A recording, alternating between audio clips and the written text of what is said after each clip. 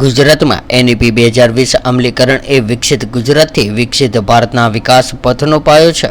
વિદ્યા સમીક્ષા કેન્દ્ર ગાંધીનગર ખાતે ઉચ્ચ અને ટેકનિકલ શિક્ષણ મંત્રી માન્ય શ્રી ઋષિકેશભાઈ પટેલજીના અધ્યક્ષ સ્થાને રાજ્ય શિક્ષણ મંત્રી અને કામરેજ વિધાનસભાના ધારાસભ્ય પ્રફુલભાઈ પાનસેરિયાની પ્રેરક ઉપસ્થિતિમાં એક દિવસીય vice chancellors summit on NEP 2020 યોજાઈ હતી।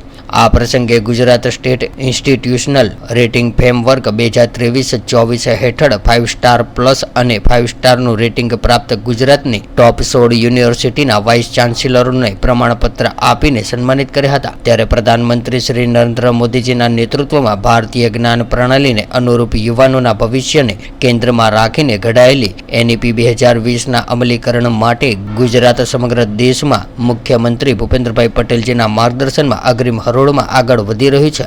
વિદ્યાર્થીઓને ડિગ્રી આપતું શિક્ષણ નહીં પરંતુ જીવનમાં કારકિર્દી ઘડતું શિક્ષણ આપવું જરૂરી છે।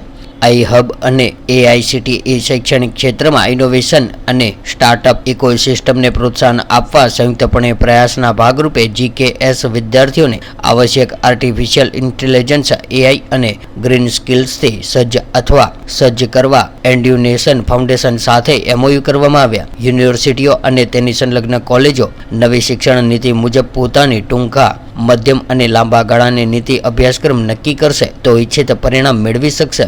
આ વાઇસ ચાન્સેલર્સ કોન્ફરન્સમાં પધારેલા તજજ્ઞોએ સંવાદમાં નવી શિક્ષણ નીતિ અંગે પોતાના બહુમૂલ્ય વિચારો રજૂ કર્યા હતા।